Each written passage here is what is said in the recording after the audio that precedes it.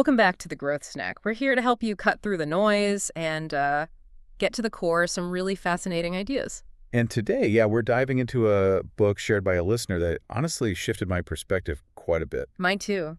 It's Morgan Housel's The Psychology of Money. Really brilliant stuff. It really is. And the core idea, well, it's that managing your own behavior with money. That's often way more important for building wealth than, say, having a genius IQ or knowing all the complex financial jargon. Exactly. It's less about what you know Mm-hmm. and much more about how you act. Patience, avoiding panic, that kind of thing. Right.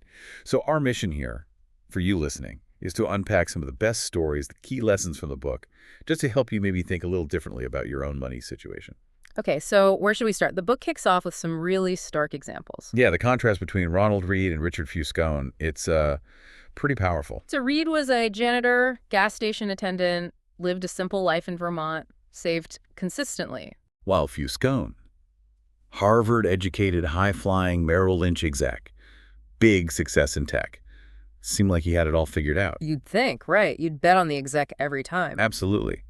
But Reed, just quietly saving and putting money into, like, basic blue-chip stocks for decades. He ended up with $8 million. $8 million. And Fuscone, despite all the brains and the pedigree, he lost everything. Foreclosure, the works. It just perfectly illustrates that point, doesn't it? Financial success is often, maybe mostly, a soft skill. It's behavior, patience, like you said, not getting greedy, just surviving. Reed survived. Fuscone's brilliance didn't stop him from making bad behavioral choices. The book digs into why we behave differently. It argues pretty convincingly, I think, that our view of money is shaped really deeply by our personal experiences. Oh, totally. Did you grow up seeing prices skyrocket with inflation? Or were things stable? Did your family go through a recession or a boom? Those things leave, like emotional scars or impressions anyway. Reading about the Great Depression isn't the same as living through it and losing everything. Not even close. The book cites studies showing that your willingness to take risks.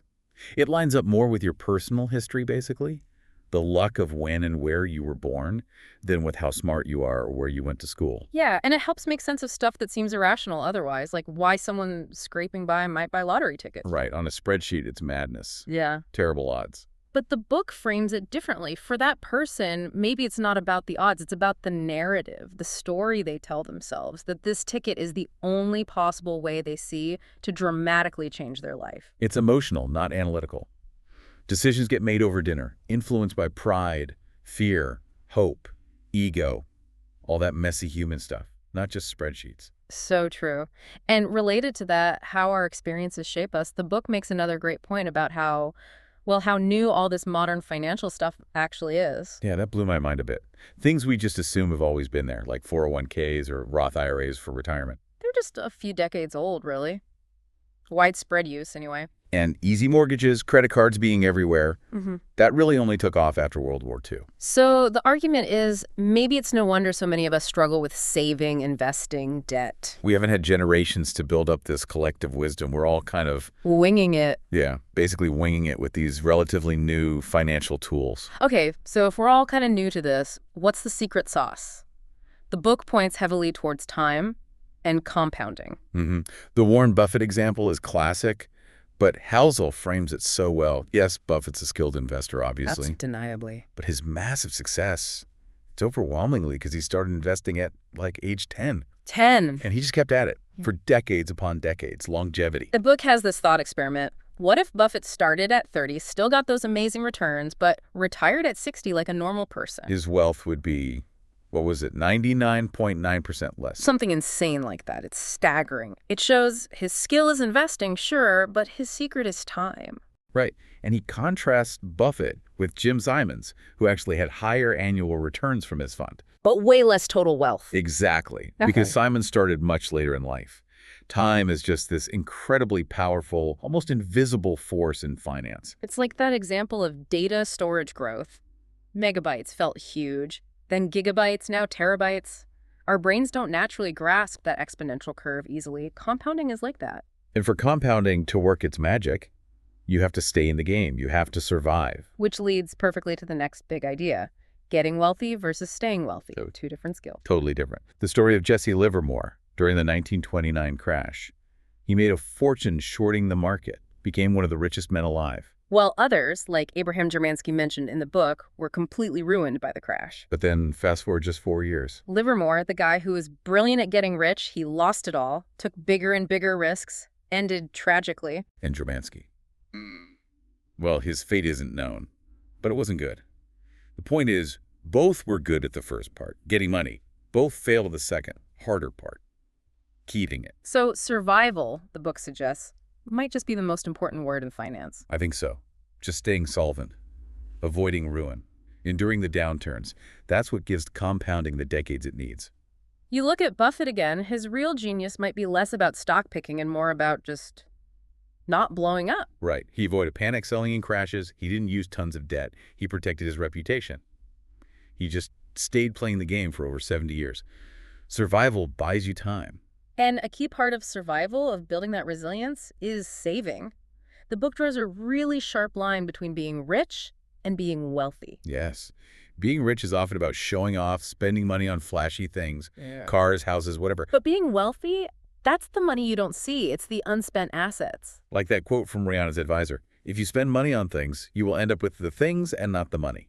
Wealth is the savings, the investments, the safety net.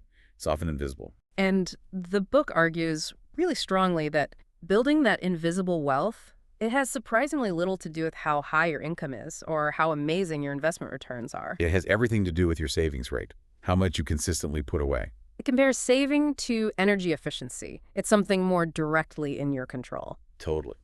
Finding more income or chasing higher returns is like trying to find new energy sources. It's harder, less certain. Saving is like just using less energy. It's guaranteed to work, and you control the dial. And what does that high savings rate buy you, ultimately? Control. Control over your time, your options. The book calls this the highest form of wealth. I love that idea. And the story of Derek Sivers saved just $12,000 by age 22. Which sounds like nothing now, maybe. But for him then, it meant he could quit his job and pursue music full-time. He said that initial independence, that control over his life, was way more impactful than the millions he made later selling his company. That early freedom was everything. It's a powerful reminder. So when we're making these decisions, saving, investing, the book says, look, don't kill yourself trying to be perfectly rational. Yeah, we're not robots. We're, what's the quote? Screwed up emotional people. Haha, yeah, something like that. So instead of aiming for cold rationality, just aim to be pretty reasonable. And why reasonable? Because you can actually stick with reasonable. Exactly. You can maintain a reasonable plan over the long haul. And consistency, as we keep saying, is crucial for compounding. The analogy used is treating a fever. Science might say letting it run helps fight infection. But culturally, emotionally, it feels unreasonable not to take some medicine. We do it anyway. Finance is similar. The mathematically optimal strategy might feel too scary or just wrong, so you won't stick with it. A reasonable approach you can stick with is better. And related to sticking with things, the book warns against extreme plans. Why? Because we change. Our goals, our desires, they aren't fixed. Psychologists call it the end of history illusion. We always underestimate how much will change in the future. So that super frugal plan where you live on pennies or the plan where you work yourself into the ground for 30 years? They increase the odds you'll regret it later. Because the you you're planning for might be a very different person down the road. It makes me think of my parents. My dad was a doctor, good income, but they always lived pretty frugally, well below their means. Right. And that wasn't about being cheap. It gave my dad the option to retire early from a job that was becoming really high stress. He could walk away on his own terms. That's independence right there. It came from managing expectations, controlling spending, not just from the income level. Yeah, and it's something we've tried to emulate. Keeping our lifestyle kind of anchored to what it was when we earned less, even as income grows. It just automatically drives up your savings rate. Yeah. Builds that independence fund, as you called it. And prepares you for the curveballs life inevitably throws, which the book talks about too. It's why we stick with simple, low-cost index funds.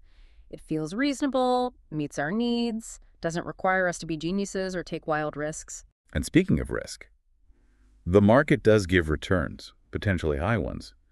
But the book is clear. There's a price. Volatility, fear, uncertainty, doubt. That's the price of admission. And so many people try to get the return without paying the price. They try to time the market, jump in and out. Or chase things that promise smooth returns like GE under Jack Welch. Remember that example? Oh, yeah. He Massage the earnings numbers to make them look smooth and predictable. Avoid that volatility. But the underlying problems just built up. The bill came due later, massively. Trying to skip the price meant paying double eventually. So the book suggests reframing it. Think of market volatility not as a fine you get for doing something wrong. But as a fee, like paying for entry to Disneyland, you pay the fee because you expect a valuable experience, or in this case, the potential for long-term returns. That mindset shift helps you endure the inevitable ups and downs. It's just the cost of playing the long game. And how we perceive those fees, those risks, it's so often shaped by stories, by narratives. The book has a great section on why pessimism just sounds smarter. It does, doesn't it? It's easier to tell a compelling story about a crash, a disaster, something immediate and negative. Optimism is often about slow, grinding, incremental progress over years or decades. It's a harder story to tell, less dramatic. Housel uses that cool alien example. Imagine an alien visiting NYC in 2007, then again in 2009. What would they see? Mostly the same buildings, same tech, same people. Right. Tangibly, not much difference. But the financial reality, completely different. Unemployment, wealth, huge changes. What changed? The narrative, the stories people told themselves about housing, about banks, about the economy, those stories broke down. And when the stakes are high and we feel like we have little control, the book says we become really vulnerable to appealing fictions. We will believe almost anything that offers an explanation or a sense of hope, however irrational. Lottery tickets, Bernie Madoff's impossible returns, chasing the next Warren Buffett. It taps into that need for a story. So, wrapping things up, the book distills it down to some really practical behavioral advice. Yeah, stuff like less ego, more humility. Use money to buy control over your time. Be nicer, be less flashy. Nobody cares about your stuff as much as you do. Build room for error into your plans. Don't aim for the absolute optimal. Aim for resilience. Avoid financial extremes. All these things aren't complex formulas. They're ways to behave that let patience and compounding do their work over the long haul. They help you achieve that independence. So the big takeaway for you listening, financial success isn't just math problems. It's psychology. It's behavior. It's understanding how your own mind, your own history interacts with money.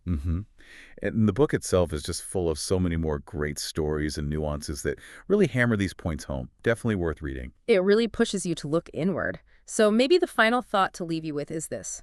What story are you telling yourself about money right now? And how might that story be shaping your choices, maybe in ways you don't even realize? That's a deep question. Definitely something to chew on. Indeed. Well, thanks for joining us for this growth snack. We hope it's given you some valuable food for thought on money, psychology, and building a life with more financial well-being.